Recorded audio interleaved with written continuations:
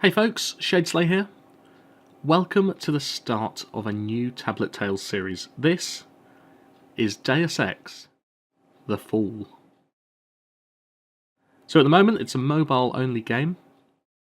I'll just give you a little bit of background before we head into it. So it's a cyberpunk themed first person action RPG. It's the fourth game in the Deus Ex series. It closely relates to the events of Deus Ex Human Revolution, which was the third game for PC. Now it's set in 2027 and features Ben Saxon, an augmented mercenary, formerly with the British SAS, who then goes on to join the international private army Bell Tower. The story in the game follows directly on from James Swallow's book, Deus Ex The Icarus Effect. So if anybody's read that, then you'll have an idea about what is going on. It was developed by Eidos Montreal and Enfusion Interactive, and it was published by Square Enix. Got released on iOS back in July 2013, and it recently came out on Android, and I'm told that it's coming out on Windows via Steam within the next couple of days actually, so PC gamers can look out for it there. Now the original Deus Ex game took place in 2052, so 25 years after the events that we're going to see today. If you're a fan of the series like I am, then you'll be able to kind of follow a little bit of what's going on, and you'll have a bit of an idea. You'll see some of the characters in this game appear in some of the later games. I'm absolutely thrilled to be playing it today because this is without a doubt one of my favourite game series of all time. So I've got the options set up how we want them, and I suggest we hit the play button and jump straight in. There's quite a lot of narrative in the game, so what I'll try and do is just let that play through, and there's quite a long intro as well. But we'll just let that go through, and then I will join you once we hit the other side. So let's do this. Are we ready to begin? We've established the candidate firm as a viable proxy. Public interest is strong, market confidence is high. I've spoken with my people in New York. Our ghost will be ready to activate when the moment comes. And the research? The trials are complete, yes? We're close, but we need more time. Explain. The tests have yielded excellent results during this phase, but the effects vary. With more time, we can ensure the mechanism will work exactly as required. And told us the latest batch was ready for release. All of our plans depend on your provision. Delays are unacceptable. To get the data we require, the testing regimen will need to be increased. We can see to that in Panama. You'll have what you want. Are we at risk? Our new recruit is ready, but he is unstable. And the scientist? Under control. He'll do what he's told. What about the two that got away? Missing. Presumed dead. They interfered in Geneva. That cannot happen again. If they come out of hiding, I'll kill them myself.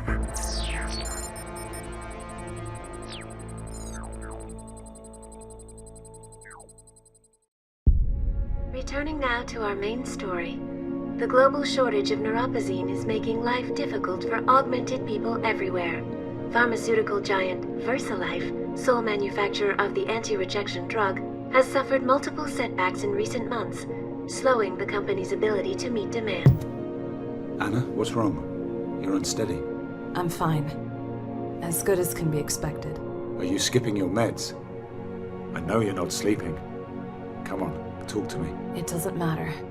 The clock is ticking, Ben. You know they're out there looking for us. And it's only a matter of time before he finds out where we're hiding. He won't find us here. We can't just sit here waiting.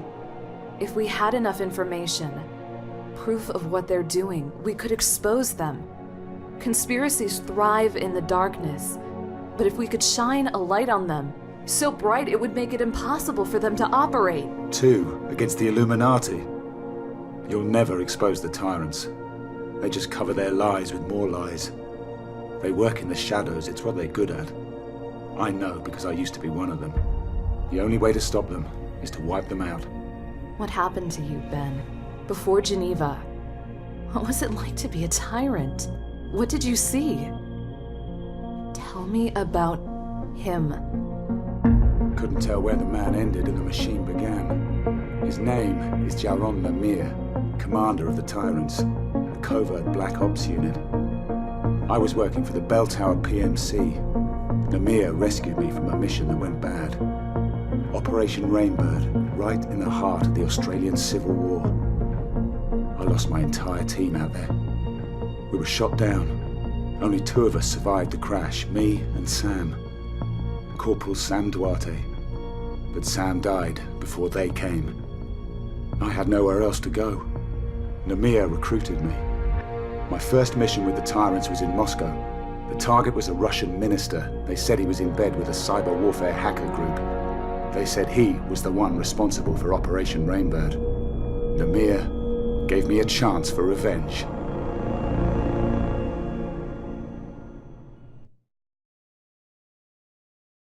And so it begins. Going back in time now to relive one of Ben's flashbacks. Activate the wet drive. Call up the primary target. Remember that face, Ben. This is the man responsible for the deaths of your former team.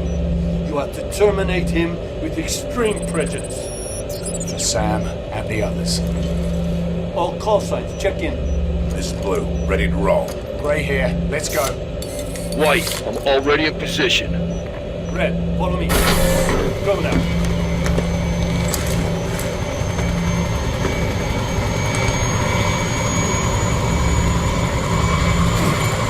Heard the man. Move your ass.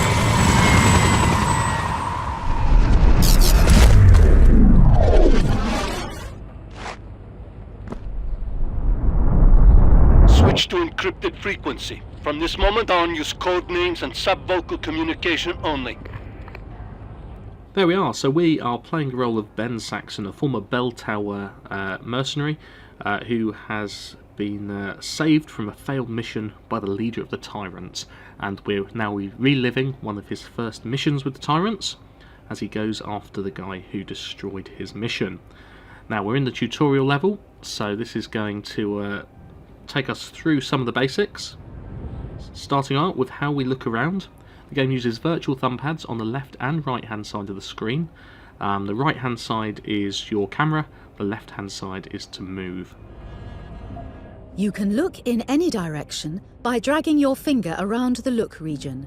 The look region spans the top half of your screen and the right side. The bottom left portion of the screen is used for movement. You can invert your look controls in the Options menu. Okay, so we can take a look, see what's going on around us. This guy's our partner. Double tap on the ground and you will automatically move to that location. You can cancel your movement by double tapping a new location or by dragging your finger down. We can tap to move, but I've turned that off because I found it quite annoying in the game. Actually, it doesn't work quite as well as I'd like it to, but thankfully the virtual thumb pads work quite well. With me. So we're just going to follow this guy now. We're infiltrating from the roof. Now a lot of this game is about stealth gameplay. The enemy AI isn't great. The combat isn't too great either, but the stealth gameplay is perfect. Get into cover. I hear someone come. You can go into cover by double tapping on a cover object or getting near cover and hitting the Enter Cover button. While in cover, you can move left and right using the virtual thumbstick movement controls or by double tapping on the cover to your left. So there we go, that's about how we can use cover. Let's duck down behind this wall. Use your crossbow to fire tranquilizer darts at the guards on the rooftop. Select Auto Target or Tap to Target at the bottom of the screen to choose your targeting mode. You can change between these modes at any time in the Options menu. So we've got ourselves a crossbow and some tranquilizer darts. I'm going to use Auto Target for the moment. Targets will automatically be acquired when you pass your crosshair over them. Once a target is acquired, tap the fire button to shoot at the target. When using a weapon equipped with a scope, holding down the fire button will allow you to zoom in your view. What does it even mean? It Okay, so we've got 3 targets. One just on the other side of the wall, one on the right-hand side of that skylight, and one right at the back. We're going to need to take these guys out. I'm going to start with the guy in the middle looking towards us at the moment, so we don't want to alert him. There we go, he's turned his back. And this guy's about to turn his back on us as well, I think. Yep. So he can be our first target. Ooh. Did I hit him? It looks like I did. Yeah, there we go. Slightly misclicked, but never mind. Now his mate there's noticed him fall, and that's alerted him now that something is up. It's okay for now though. He's going to turn his back to us. That's going to give us an opportunity to get a shot on him as well. There we go. Thud. Give it a second, and he is down as well. And it looks like his other buddy has seen him fall. Go!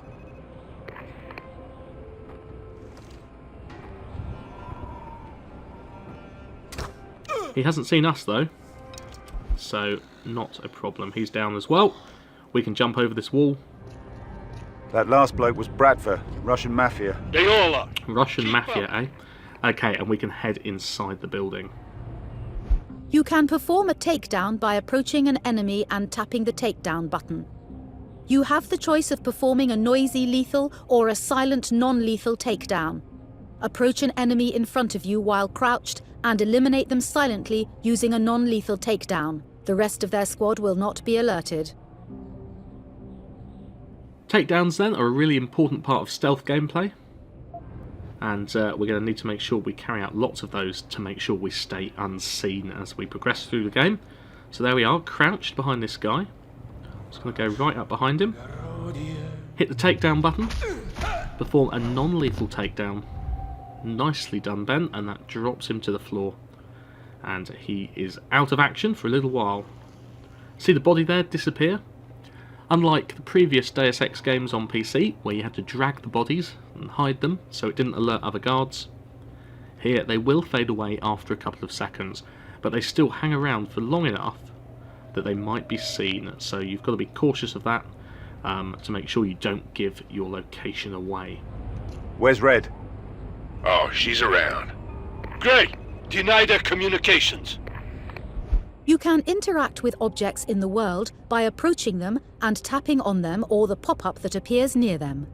Everything that can be used has a pop-up which will tell you what the object is. Some objects are also destructible and some can be picked up. So various items in the game have context-sensitive menus that you can interact with. Let's give you an example. We're going to deny their communications by placing a jammer just here. Target comms are dead. Ready. Get that hatch open.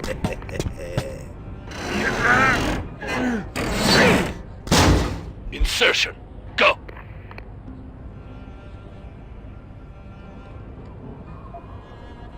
So the grate's open, and we're going to come across a scene now that will be familiar to anyone who's played these games before.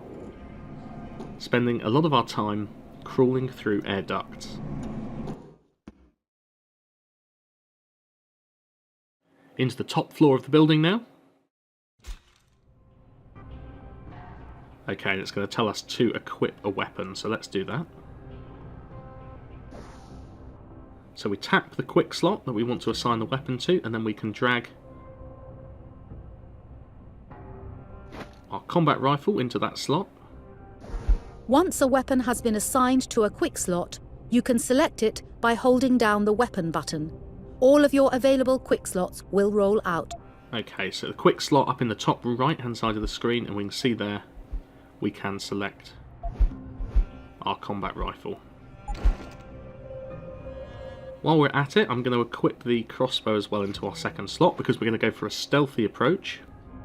Try and keep as quiet as possible, and we don't want to be letting off shots left, right and centre and alerting people to where we are. So let's move forward. Nothing very interesting in here. Can open this door. Move down this corridor. Now you can see we've got a small radar, small kind of mini-map at the bottom of the screen, and we can see enemies marked on that. Just going to crouch for the moment.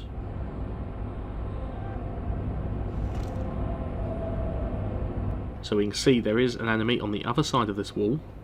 He's looking away from us at the moment, so let's sneak in. Pressing the fire button while you have an enemy targeted will automatically adjust your aim toward the target. This is useful for firing at moving targets.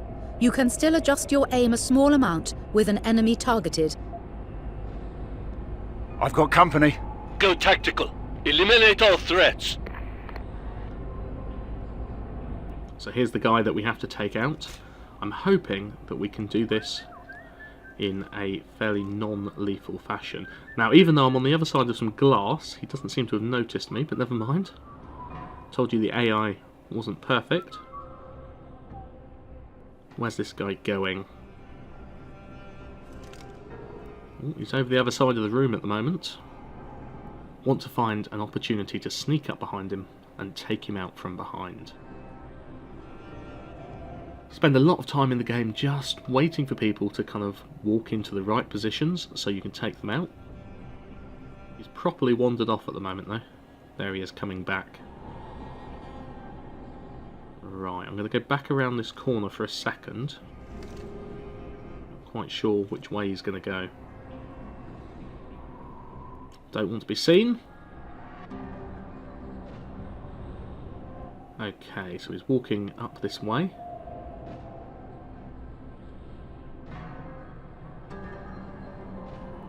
Just as well we came back around this corner, because he's going to be looking right at us probably in a moment. Yeah, there we go. Now, can we get an opportunity to take him out? Let's come back round here. Yeah, this seems good.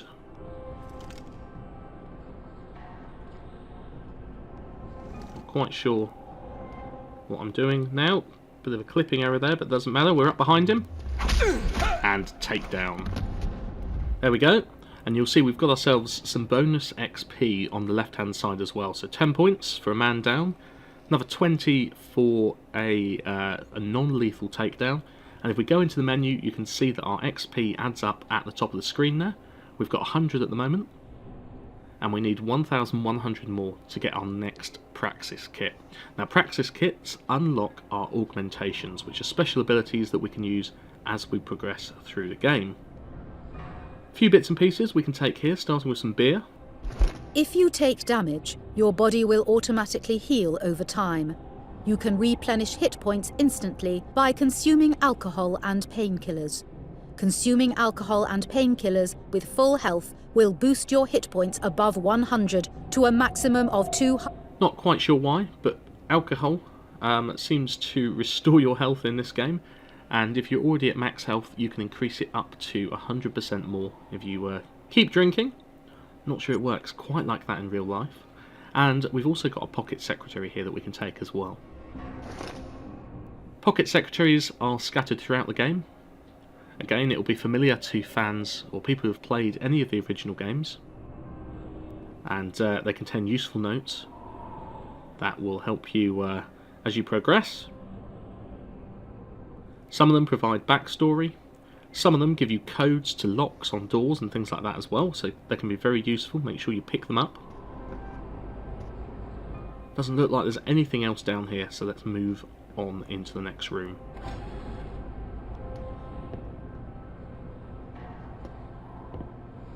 Nothing down here. There's an energy bar over here that we can pick up though. Energy cells are consumed when you perform takedowns or use your augmentation abilities. Partially used energy cells will regenerate themselves automatically over time. To instantly refill an energy cell, you can consume Cyber Boost energy bars. So energy bars are going to restore the energy that we spend when we use our augmentations and perform takedowns. I'm absolutely the worst person for forgetting to check that I've got enough energy before I perform a takedown, and sometimes that can have some pretty disastrous consequences. You can utilize cover objects in the world to evade danger. Enter cover on the wall ahead of you by tapping the cover button. Then transfer between... Okay, so we can see there's a turret in the room Stay ahead. alert. We need to get past the turret to that door. So we're going to stay crouched and come into the room. We can move onto this wall for cover. We shimmy along it, and there's the turret. Now, want to be careful, because if the turret sees us, it's obviously going to take aim and take us out. So, we can get from here, if we just get along to the edge. There we are. Oh, we've just alerted it a bit too far. Thankfully, we can dive over to the next cover object. And again, we've alerted the turret, but it doesn't really know who we are or where we are. Dive again to the next cover object. One more time. There we are. We are nice and safe, and we can come out of cover now, having successfully avoided that turret. You can open a locked door by hacking its security terminal. Locked doors often provide alternate routes to your goal. You can complete a hack by capturing nodes and disabling the... So there's a door up ahead. It's locked, so we're going to need to hack the door to get through. And hacking involves a nice little hacking mini game. If we just take a look at that. You can see we haven't got the code, so if we press the hack button, and here we go. So we start on the right hand side where that small blue node is, and we have to connect to the green node on the left hand side via any that are in between. To do that, we click on the middle node and we click capture. Nice and easy. So far so good, no problems. We haven't been detected, but there is a small chance whenever you capture a node of being detected. And if that happens, then you've only got so much time before the system locks you out and sets off an alarm. So now we can capture the registry, and this will open the door for us and let us through. There we go, and we've been given a 25 XP bonus as well for hacking the system. Here we go, another pocket secretary, we'll take that.